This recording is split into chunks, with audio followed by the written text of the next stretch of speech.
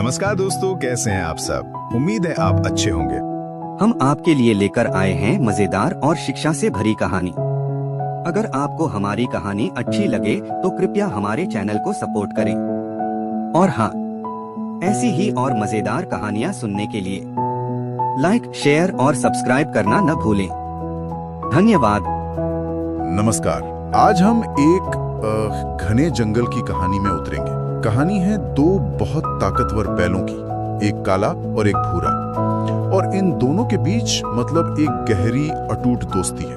वो सब कुछ साथ करते थे, साथ चरना, घूमना और हर खतरे का सामना भी मिलकर करना। उनकी एकता ही समझिए उनका किला थी। हाँ, और वो किला इतना मजबूत था कि जंगल का कोई भी शिकारी, यहाँ तक कि शेर भी उन पर हमला करने की सोचता तक नहीं था। तो ये सिर्फ एक मतलब इमोशनल दोस्ती नहीं थी, ये एक रणनीतिक साझेदारी थी। जब वे साथ होते थे तो उनकी ताकत दोगुनी हो जाती थी और कमजोरियां वो छिप जाती थी। लेकिन कहानी में एक ट्विस्ट है। एक चालाक शेर भी है जिसकी नजर कई दिनों से इन बैलों पर है।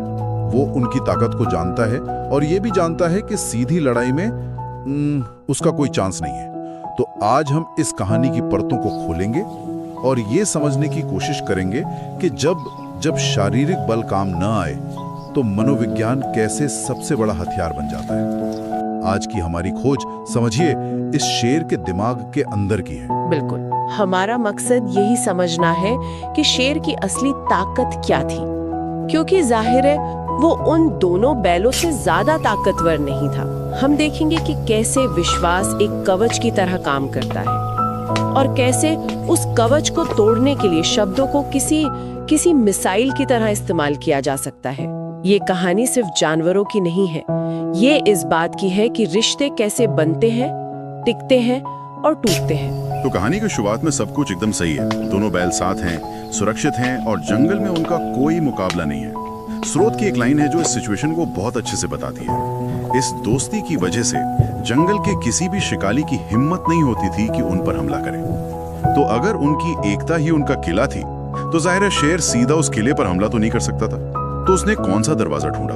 उसने वो दरवाजा ढूंढा जो बाहर से नहीं अंदर से खुलता है, दिमाग का दरवाजा। शेर ने अपनी सीमाओं को पहचाना। स्रोत में साफ लिखा है, वो जानता था दोनों साथ हों तो जीतना मुश्किल है। यहीं से उसकी रणनीति शुरू होती है। उसने बैलों की शारीरिक ताकत को चुनौती नहीं दी, उसने उनकी दोस्ती की बुनियाद पर हमला करने का फैसला किया। और इसके लिए इसने एक बहुत पुरानी लेकिन बहुत असरदार तकनीक अपनाई। फूट डालो और राज करो। बिल्कुल, फूट डालो और राज करो। और उसका तरीका भी बड़ा सोचा समझा हुआ है। सबसे पहले चुपके से काले बैल के पास जाता है। यहाँ से कहानी का वो मनोवैज्ञानिक खेल शुरू होता है। वो काले बैल से कहता है, काला भाई तुम बहुत ताकतवर हो, पर भूरा तुम्हें रोकता है। अगर तुम अकेले रहोगे तो पूरा जंगल तुमसे डरेगा। यहीं रुकना जरूरी है। शेर के इन शब्दों को एनालाइज करना बहुत जरूरी है। ये एक क्लासिक मनोवैज्ञानिक चाल है जिसे ईगो बेट कहते हैं। ईगो बेट मतलब अहंकार का चारा। हाँ, अहंकार का चारा। शेर जानता है कि महत्वाकांक्षी लोगों के लिए तारीफ एक ऐसा चारा है जिसे वे नजरअंदाज नहीं कर सकते। उसने 3 काम एक साथ किए। पहला, काले बैल के अहंकार को सहलाया, तुम बहुत ताकतवर हो। दूसरा, उसकी दोस्ती को उसकी तरक्की में रुकावट की तरह दिखाया, पर भूरा तुम्हें रोकता है। और तीसरा, उसे एक बड़े इनाम का लालच दिया, पूरा जंगल तुमसे डरेगा। अरे अब मैं समझा, ये तो बिल्कुल वैसा ही है जैसा कभी-कभी ऑफिस पॉलिटिक्स में होता है। यस। किसी अच्छी टीम को तोड़ने के लिए कोई मैनेजर एक टीम मेंबर को बुलाकर कहता है, सारा काम तो तुम ही करते हो, क्रेडिट कोई और ले जाता है। बात छोटी सी लगती है पर वो शक का बीज बो देती है। हाँ, शेर ने भी वही किया। उसने सच को झूठ के साथ नहीं मिलाया, उसने सच को एक अलग नजरिए से पेश कर दिया। बिल्कुल, उसने काले बैल के आत्म मूल्य मतलब सेल्फ वर्थ को उसकी दोस्ती के खिलाफ खड़ा कर दिया। उसे ये महसूस कराया कि तुम्हारी असली पहचान तुम्हारी व्यक्तिगत ताकत है और ये दोस्ती उस पहचान को दबा रही है। और इसका असर तुरंत हुआ। स्रोत कहता है काला सोच में पड़ गया और धीरे धीरे भूरा से दूर होने लगा। वो शक एक बार दिमाग में आ जाए ना तो रिश्ते को अंदर से खाने लगता है। ठीक है, तो काले बैल के लिए उसने अहंकार का इस्तेमाल किया क्योंकि शायद वो स्वभाव से ज्यादा महत्वाकांक्षी था, लेकिन क्या उसने भूरे बैल के लिए भी यही तरीका अपनाया क्योंकि हर किसी को एक ही तरह से मैनिपुलेट नहीं किया जा सकता? यही तो शेर की चालाकी का अगला लेवल है। वो जानता है कि वन साइज फिट्स ऑल वाली अप्रोच यहाँ काम नहीं करेगी। जब वो भूरे बैल के पास जाता है तो वो अपनी रणनीति पूरी तरह बदल देता है। इस बार वो कहता है, भूरा तुम समझदार हो पर काला तुम्हारा फायदा उठाता है, तुम अकेले रहो, यही तुम्हारी भलाई है। कमाल है, ये तो एकदम अलग ही एंगल है। यहाँ ताकत या राज करने की बात नहीं है, यहाँ समझदारी और धोखे की बात है। हाँ, काले बैल के लिए उसने अपील टू ईगो का इस्तेमाल किया, लेकिन भूरे बैल के लिए उसने एक विक्टिम नैरेटिव का सहारा लिया। विक्टिम नैरेटिव, पीड़ित होने की कहानी। बिल्कुल, उसने भूरे बैल को ये महसूस कराया कि वो एक शिकार है, कि उसकी अच्छाई का फायदा उठाया जा रहा है। और जब कोई खुद को विक्टिम की तरह देखने लगता है तो उसका जोर तर्क से ज्यादा भावनाओं पर हो जाता है। उसे हर जगह अन्याय दिखने लगता है। ये तो मार्केटिंग सेगमेंटेशन जैसा है। शेर ने अपने टारगेट ऑडियंस के हिसाब से अपना मैसेज कस्टमाइज किया। हाँ, बिल्कुल। एक को उसकी महत्वाकांक्षा के जरिए पकड़ा और दूसरे को उसकी असुरक्षा या शायद उसके हमेशा सही होने की भावना के जरिए। बिल्कुल, ये एक बहुत ही बारीक मनोवैज्ञानिक विभाजन है। एक को उसके घमंड से तोड़ा और दूसरे को उसकी असुरक्षा से। उसे पता था कि दोनों को एक ही कहानी सुनाएगा तो शायद वे जाकर एक दूसरे से बात कर लें।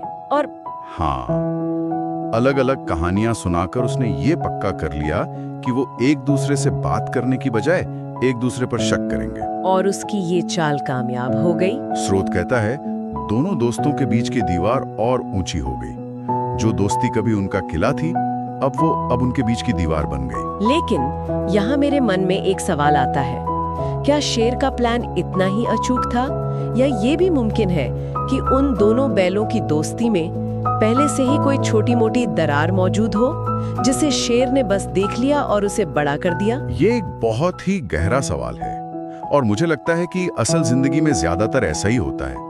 एक कुशल मैनिपुलेटर अक्सर शून्य से अविश्वास पैदा नहीं करता। वो पहले से मौजूद छोटी छोटी असुरक्षाओं, शिकायतों या अहंकारों को ढूंढता है और फिर उन्हें हवा देता है। हो सकता है काले बैल को कभी कभी सच में लगता हो कि वो ज्यादा काम करता है, या भूरे बैल को कभी महसूस हुआ हो कि उसकी सलाह को नजरअंदाज किया गया हो। ये छोटी छोटी बातें जिन्हें वे शायद नजरअंदाज कर देते थे। शेर के शब्दों ने उन्हें भरा और सच साबित कर दिया। बिल्कुल, मतलब शेर ने आग लगाई ही नहीं, बस चिंगारी को भड़का दिया। और एक बार जब वो दीवार खड़ी हो गई तो अंजाम तो वही होना था जिसका शेर को इंतजार था। अब काला अलग, भूरा अलग, दोनों अकेले और कमजोर। उनकी रणनीतिक साझेदारी खत्म हो चुकी थी। हाँ, अब वे एक मजबूत किला नहीं रहे, बल्कि दो अलग अलग कमजोर झोपड़ियां बन गए थे। और शिकारी के लिए एक एक करके झोपड़ियों को गिराना हमेशा आसान होता है। और कहानी का अंत बहुत दुखद है। शेर ने मौके का फायदा उठाया, पहले अकेले घूमते काले बैल पर हमला किया और उसे मार डाला। और कुछ दिनों बाद भूरे बैल का भी वही हश्र हुआ, दोनों मारे गए। इसलिए नहीं कि शेर अचानक बहुत ज्यादा ताकतवर हो गया था, बल्कि इसलिए कि वो अकेले हो गए थे। यहाँ सबसे जरूरी सबक यही है, पूरी कहानी में शेर की शारीरिक शक्ति 1 इंच भी नहीं बढ़ी। कमजोर बैल हुए अपनी एकता खोकर।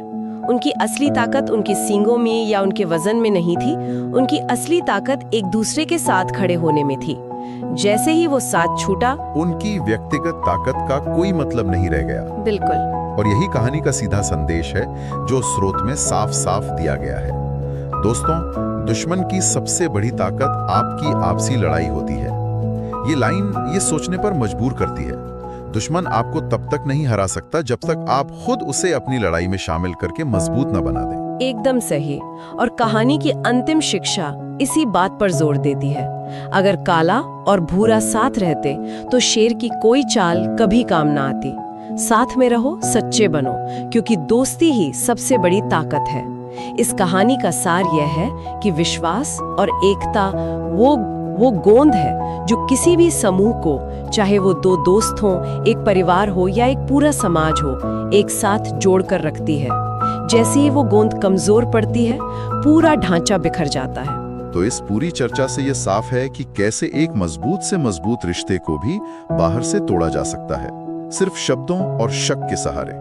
ये कहानी बहुत सरल तरीके से हमें एकता की शक्ति और फूट के विनाशकारी परिणामों के बारे में एक गहरी चेतावनी देती है। हाँ, और अगर हम इसे बड़े परिप्रेक्ष्य में देखें तो इस कहानी का सबसे बड़ा सबक ये है कि सबसे खतरनाक हमले वो नहीं होते जो शरीर पर होते हैं, बल्कि वे होते हैं जो विश्वास और रिश्तों की आत्मा पर किए जाते हैं। शारीरिक घाव शायद भर भी जाए, लेकिन एक बार जब विश्वास टूटता है तो उसे दोबारा जोड़ना लगभग नामुमकिन होता है। शेर ने बैलों के शरीर को बाद में मारा, पहले उसने उनकी दोस्ती की आत्मा को मारा था। ये एक बहुत शक्तिशाली विचार है कि असली लड़ाई मैदान में होने से बहुत पहले बिल्कुल दिमाग में लड़ी और जीती जा चुकी थी। बिल्कुल। और जाते जाते एक विचार सबके लिए छोड़कर जाना चाहूंगी।